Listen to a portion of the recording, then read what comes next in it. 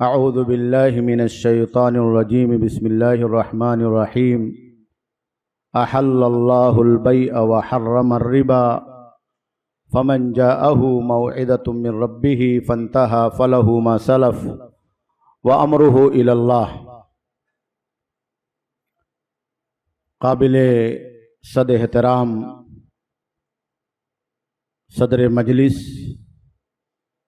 मुअज़्ज़ज़ उलमाए किराम, इस्लामी दीनी और मिली भाइयों, नौजवान दोस्तों और साथियों, तिजारत और निज़ाम तिजारत पर इस्लामिक इंफॉर्मेशन सेंटर की ये अहम तरीन कॉन्फ्रेंस आप हजरात के दरमियान इनेकाद पजीर है। मैं ज़िम्मेदाराने मरकज़ को इस पर मुबारकबाद पेश करता हूँ और मुख्तसर वक्त में मुख्तसर बातें आप हजरात की खिदमत में गोशे गुजार करने की जसारत और जहमत करता हूँ।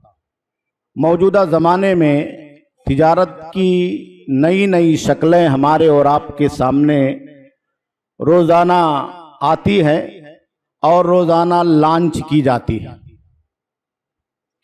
दुनिया के अंदर आज जो सरमायाकारी का निज़ाम चल रहा है, उस सरमायाकारी निज़ाम के पीछे जो दिमाग है, उस दिमाग को अगर हम और आप समझ लें तो बहुत सारे मसाइल को समझना हमारे और आपके लिए आसान हो जाएगा। इस साहूकारी का निज़ाम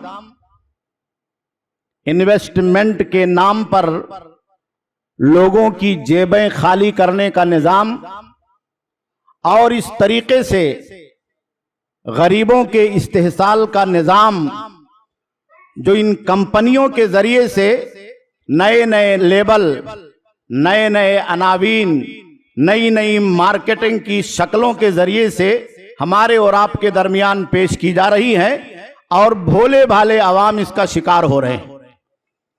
उसी में से एक तरीका नेटवर्क मार्केटिंग का भी है। नेटवर्क मार्केटिंग की शक्ल जो आज हमारे और आपके दरमियान राइज है, उसका तरीका यह है कि एक कंपनी अपने आप को मार्केट में लॉन्च करती है। उसका मकसद यह होता है कि लोगों के पास से कसीर रकम में सरमाया हासिल किया जाए और जमा किया जाए और कंपनी को मजबूत किया जाए। वो इसके लिए दो काम करते हैं। पहला काम यह है कि कुछ प्रोडक्ट लॉन्च कर देते हैं, जिस प्रोडक्ट को खरीद करके आपको कंपनी का मेंबर बनना रहता है, कंपनी की मेंबरशिप लेनी रहती है। लेकिन यह कंपनी का असल मकसूद नहीं होता है। उस प्रोडक्ट को बेचना, उसको खरीदना, उसके जरिए से नफा हासिल करना, यह कंपनी का असल मकसूद नहीं। असल मकसूद आपको खींचना, आपको मेंबर बनाना।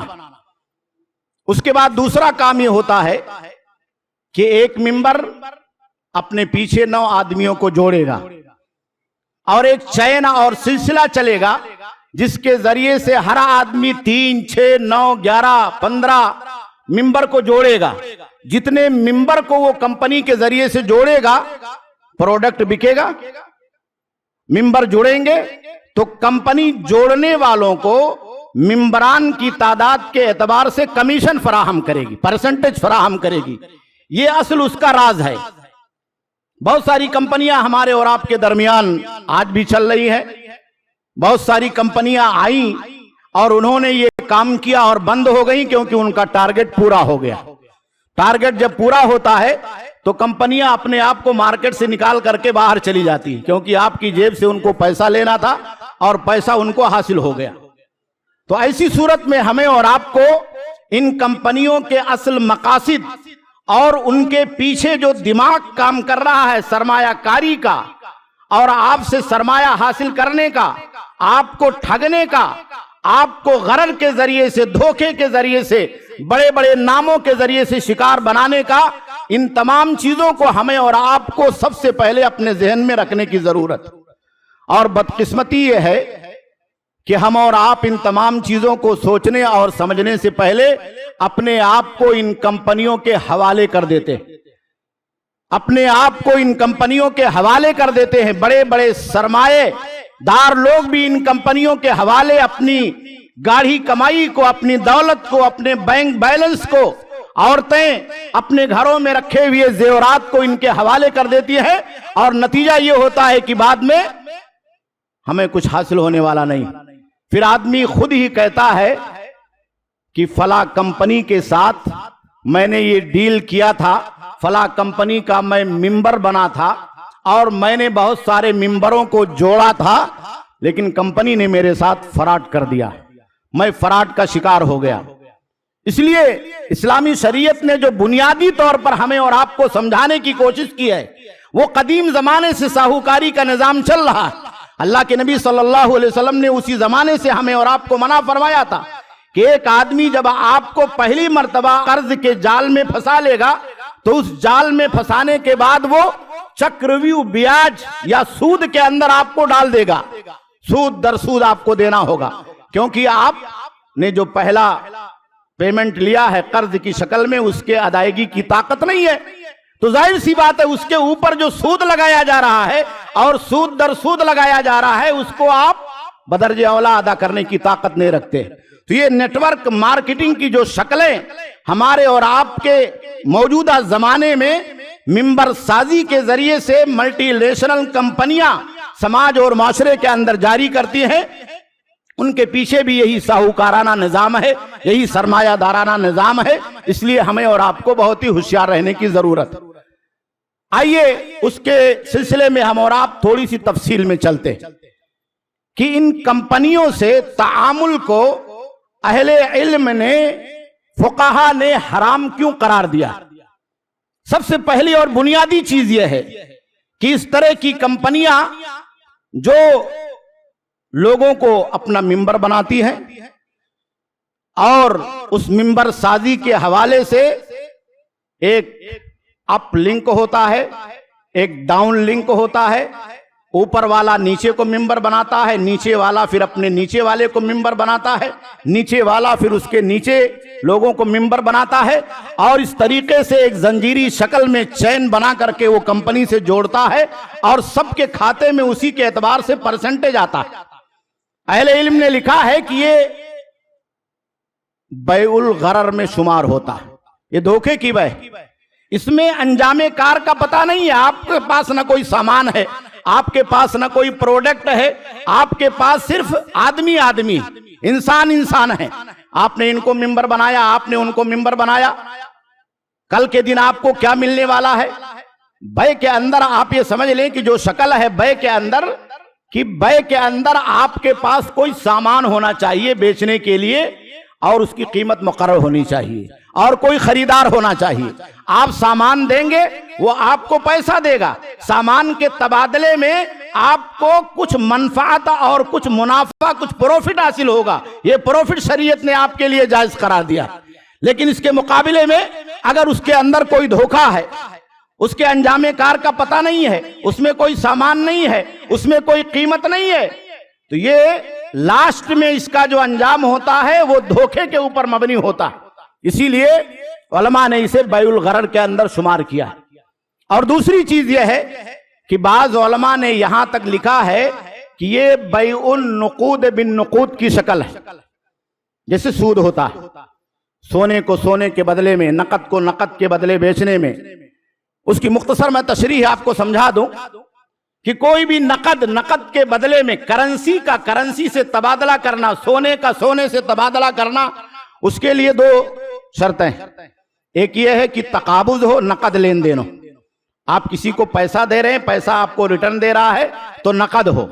और दूसरे ये है कि बराबर सराबर हो।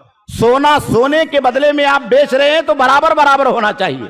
सोने को अगर चांदी से बेच रहे हैं तो कमी और ज्यादती दुरुस्त है, लेकिन नकद होना चाहिए। यहां आपने कंपनी को कुछ मेंबरशिप के नाम पर पैसा दिया और कंपनी आपको उसके बदले में रिटर्न पैसा दे रही है, तो ये गोया कि नकद का नकद के बदले में तबादला हो रहा है। और ये नकद और नकद के बदले में जो तबादला हो रहा है ये कैश होना चाहिए और बराबर होना चाहिए। अगर आपने 2000 मेंबरशिप कंपनी को दिया है तो आपको रिटर्न में 2000 मिलना चाहिए। आपको कमीशन को मिल रहा है, आपको 4000 को मिल रहा है, आपको परसेंटेज को मिल रहा है, तो ये बैउन नुकूद बिन नुकूद के अंदर शुमार किया जाता है। और ये बैउर रिबा, सूद को अल्लाह रब्बुल आलमीन ने हराम करार दिया। और तीसरी चीज, बाज उलमा ने लिखा है कि ये क़िमार की शक्ल है, जुआ, लॉटरी जिसको कहते हैं। लॉटरी की शक्ल क्या होती है?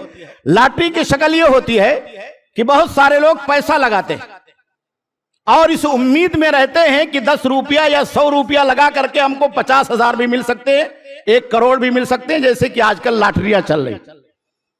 उसमें खतरा भी होता है कि आपने अपना पैसा लगाया, आपको रिटर्न भी नहीं मिला, आप जीरो पे हो गए। आपने 100 मरतबा लॉटरी का टिकट खरीदा, 100 रुपए का, 1000 रुपए का, आपको कुछ नहीं मिला। और किसी ने सिर्फ एक ही मरतबा लगाया और उसको लॉटरी लग गई, उसको 20,000 मिल गया, 50,000 मिल गया, 1 लाख मिल गया, एक गाड़ी मिल गई, करोड़ रुपए मिल गए। तो ये बैउल क़िमार है, जैसे जुआबाजी की जाती है, जिसको कुरान ने मैसर कहा, लॉटरी का जो सिस्टम है।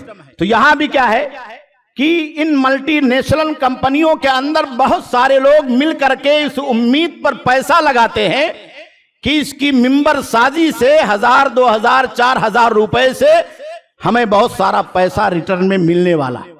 तो गोया कि आदमी लॉटरी की तरह से, क़िमार की तरह से इस आस और उम्मीद में रहता है कि थोड़ी रकम लगा करके ज्यादा रकम हमको मिलने वाली। ना उसमें मेहनत है, ना उसमें कोई मबी है, ना उसमें कोई समन है, ना कोई बाय है, ना कोई मुश्तरी है, ना कोई प्रोडक्ट है, कुछ नहीं। तो अल्लाह के नबी सल्लल्लाहु अलैहि वसल्लम ने बैउल क़िमार से मना फरमाया। कुरान मजीद के अंदर खुद अल्लाह रब्बुल आलमीन ने इस बात को तफसील के साथ जिक्र फरमाया। और एक चौथी चीज है कि ये बैउल गिश के अंदर भी दाखिल है, धोखाधड़ी की, भाई जिसे कहते हैं, फ्रॉड जिसे कहा जाता है। अल्लाह के नबी सल्लल्लाहु अलैहि वसल्लम मदीना की मार्केट में आए और आपने देखा कि एक ताजिर गेहूं बेच रहा है। बारिश हो गई तो उसने ऊपर का भीगा हुआ गल्ला नीचे कर दिया और नीचे का सूखा हुआ गल्ला उसने ऊपर कर दिया।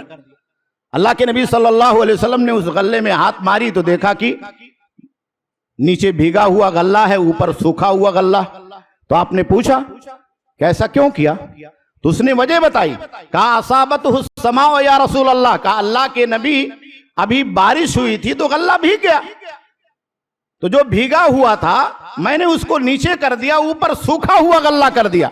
हालांकि ये कोई फ्रॉड की बहुत बड़ी शक्ल नहीं है, ये गिश की और खिदा की कोई बहुत बड़ी शक्ल नहीं है। तो अल्लाह के नबी सल्लल्लाहु अलैहि वसल्लम ने क्या बयान फरमाया, अफला जअलतहु फौक़त ताम, तुमने उस भीगे हुए गल्ले को ऊपर ही क्यों नहीं रहने दिया? बै के अंदर धोखाधड़ी की कोई भी शक्ल नहीं होनी चाहिए, बिल्कुल वाज़ेह और क्लियर चीजें होनी चाहिए। और मार्केट कंपनियों के अंदर कोई भी चीज वाज़ेह और क्लियर नहीं है। आपको प्रोडक्ट दिखाया जाता है, मकसद क्या होता है? मेंबर शादी होती है, एजेंट बनाना होता है। एक एजेंट 3 को लाएगा, 3 को लाएगा, 3 को लाएगा, एक 9 को लाएगा, 9 को लाएगा, 9 को लाएगा, और ये चैन चलेगा। जाहिर सी बात है, जब चैन चलेगा तो कंपनी चलेगी, कंपनी के पास पैसा जाएगा और कंपनी उस पैसे के जरिए से मार्केट के अंदर न जाने क्या क्या करेगी। तो अल्लाह के नबी सल्लल्लाहु अलैहि वसल्लम ने बयान फरमाया कि मन गश्शना फलैसा मिन्ना, जिसने धोखा दिया इस तरह से मामूली धोखा, वो भी हम में से नहीं है। तो ये मल्टीनेशनल कंपनियां, नेटवर्क मार्केटिंग की जो आज मुरव्वजा शक्ल है समाज और माशरे के अंदर, चाहे वो एमवे कंपनी हो, चाहे वो आरसीएम कंपनी हो, चाहे वो मार्केटिंग के नाम पर और दूसरी business.com, बिस्कॉम और कौन कौन सी कंपनियां चलाई जा रही हैं, बहुत सारे तरक्की याफ्ता ममालिक में, खुद अमेरिका के अंदर इस तरह की कंपनियों पर बैंड लगा दिया गया है। बास कंपनियों पर बैंड लगा दिया गया है क्योंकि उनका फ्रॉड समझ में आ गया। और बहुत सारे लोग ऐसे चालाक होते हैं कि जो आपसे लेते हैं उसी में से कुछ आपको रिटर्न देते रहते हैं। तो ग्राहक क्या समझता है कि हमको रिटर्न मिल रहा है, तो उनका फ्रॉड क्लियर नहीं होता है। तो फ्रॉड क्लियर हो या ना क्लियर हो, वो आपको फ्रॉड की तरफ ले जाने वाले हैं, वो आपको गिश की तरफ ले जाने वाले, वो आपको धोखे की तरफ ले जाने वाले हैं, वो आपका पैसा ठगने वाले हैं, आपको ठग करके आपका सरमाया अपने पास जमा करके आपको समाज और मुआशरे में कहीं का नहीं छोड़ने वाले। इसलिए हमें और आपको चाहिए कि हम और आप इस तरह की कंपनियों से होशियार रहें। बहुत सारे लोग बहुत सारी बातें कहते हैं कि ये कमीशन की शक्ल है या ये इनाम या हिबा है जो कंपनी हमको रिटर्न दे रही है कमीशन के नाम पे या परसेंटेज के नाम पे। मेरे भाइयों, दोनों के अंदर बहुत बड़ा डिफरेंस है। कमीशन के अंदर आदमी खुद पैसा नहीं लगाता, यहां आप पैसा लगा रहे हैं, आप मेंबर बन रहे हैं। तो कमीशन और इसके अंदर नेटवर्क मार्केटिंग के अंदर जो पैसा आपको मिल रहा है, दोनों में बहुत डिफरेंस है। इसलिए आप कमीशन का नाम देकर के उसे जायज नहीं ठहरा सकते। या आप ये कहें कि कंपनी मुझको अपनी तरफ से गिफ्ट दे रही है, अपनी तरफ से इनाम दे रही है। कभी कभी गिफ्ट भी आदमी के लिए हराम होता है। सही बुखारी की एक रिवायत है, हजरत अब्दुल्लाह इब्न सलाम रजी अल्लाह तआला अन्हु के पास अबू बुर्दा आए, तो वहां इराक से आए, मुल्क शाम से, तो वहां रिबा बहुत फाहिश था, आम था। तो उन्होंने समझाया कि जाओ वापिस जब जाना तो रिबा की बहुत सारी शक्लों से बचना। यहां तक बयान फरमाया कि अगर तुम्हारा किसी आदमी के ऊपर कोई कर्जा है, वो कर्ज में मोहलत लेने के लिए तुम्हें कुछ खिलाता और पिलाता है, तो ये भी रिबा है। कहा अगर वो एक बोरा भूसा देता है, एक बोरा चारा देता है, इसलिए कि कर्ज की मुद्दत बढ़ जाएगी, आप छूट दे देंगे, ठीक है अगले महीने दे देना।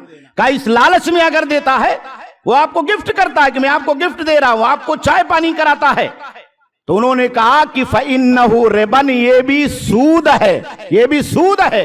तो हिबा के नाम पर, इनाम के नाम पर, गिफ्ट के नाम पर इस तरह की चीजें जो नए नए पैकेज में, नए नए पैकेटों में मुलम्मा साजी करके हमारे और आपके सामने पेश की जाती है, उसमें रिबा भी होता है, उसमें क़िमार भी होता है, उसमें जुआबाजी भी होती है, उसमें बैउल हराम भी होता है और उसमें बैउल गरर भी होता है। इन तमाम चीजों से हमें और आपको अपने आप को बचाने की जरूरत है और अपने पैसों को भी सेव करने की जरूरत। अल्लाह रब्बुल आलमीन से दुआ है कि अल्लाह रब्बुल आलमीन हम तमाम लोगों को तिजारत की उन शक्लों को समझने की तौफीक अता फरमाए जिसे अल्लाह ने हमारे लिए हलाल ठहराया है, और उन शक्लों से बचने की तौफीक अता फरमाए जिसको अल्लाह और अल्लाह के नबी सल्लल्लाहु अलैहि वसल्लम ने हराम ठहराया है। व सल्लल्लाहु अला नबीना मुहम्मद। वस्सलामु अलैकुम व रहमतुल्लाह।